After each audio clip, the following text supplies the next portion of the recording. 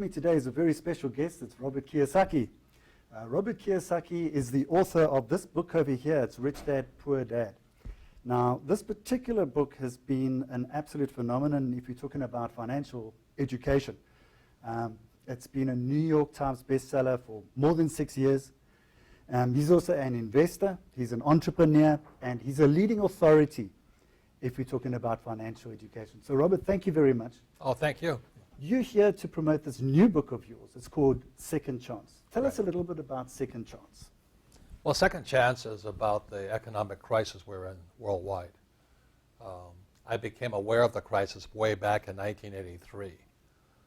So that's where Second Chance starts. So it's about the past and the present and the future of this crisis. And in 2002, I wrote a book called Rich Dad's Prophecy. And I said the biggest economic crash in the history of the world was coming in 2016.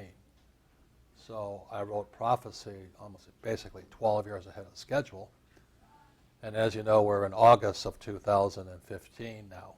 Yes. And so we have another year and a half to find out if the prophecy has come true. Absolutely. In America alone, millions of pensioners, especially guys my age, the baby boomers, will be cleaned out. Because never in the history of the United States have so many people been dependent upon a pension or what we call Social Security. Right. And both are bankrupt.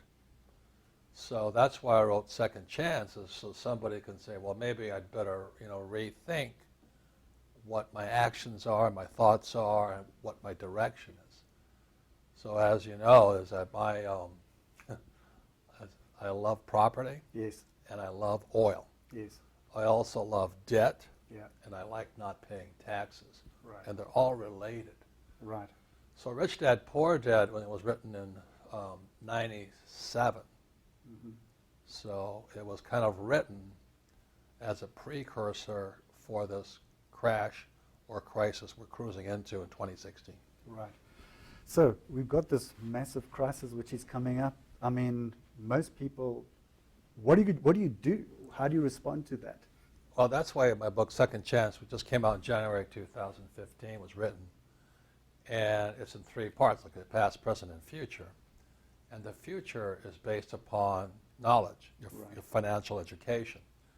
And what you'll find out is that what I do, what real estate guys do, is opposite of what stock and currency guys do. Right. So I don't save money, I use debt. Right. And in 2007, when the U.S. market went down with the real estate market, my partners and I borrowed $500 million, not rand, dollars. Right. And we bought the best real estate possible. And it was wonderful.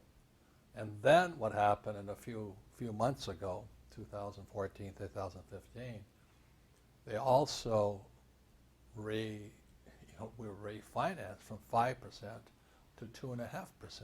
Wow. So you imagine our debt service going down by 50%. So our cash flow went up. Now when I talk to the average person, I don't care if they're a PhD in economics, they really don't understand what I'm saying to them. No. So how can you make money off of debt? Absolutely. And the reason is because that's what the rich really do, is they use debt and taxes to get rich. And the poor and middle class, debt and taxes makes them poor. So everything is opposite, and that's what my book Second Chance is about.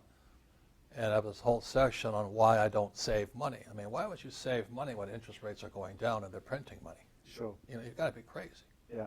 Really got to be crazy. In 1970, I got 15% interest on my money.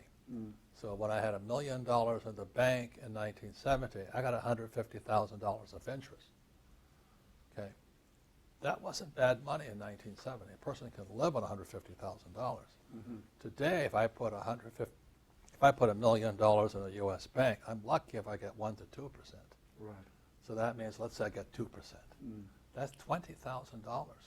If I'm a retiree or a pensioner trying to live on $20,000 US, I'm below the poverty line, even though I have $1 million in the bank. So that's how much the world has changed, but people are not changing. So that's why I speak, I write, That's why I'm in South Africa. Is there's at least people listen here. Yeah. Well, we hope that That's kind of what's going on. Yeah. So, Robert, some parting shots. Give us some advice. Well, other than buying my book, Second Chance, Yeah. I also have a video called The Man Who Could See the Future. It's free, downloadable from the Rich Dad Company. Okay? You watch the video, you discuss with your friends and family what's going on. And that's how it starts. You can stop and start the video, anything that's confusing. Right. I go in there, it's called the velocity of money. It's why I don't save money. My money is moving at high speed. And to the average person, I go, what do you mean your money is moving? Well, it means I'm not sitting in a bank account and I'm not in a retirement account. That's the worst thing you can do. Mm-hmm. So in the video, you'll understand the velocity of money. It's a whole other concept. Mm-hmm. But for all South Africans, I recommend this book here. It's called When Money Destroys Nations. Right. It's written by a South African, Philip Haslam, very smart young man. Mm-hmm. But this is about the future. It's what happens when a country goes broke. This is the story of Zimbabwe. Mm-hmm. Now people say, well, Zimbabwe is the past. I said, yes, but it's the future of South Africa. True.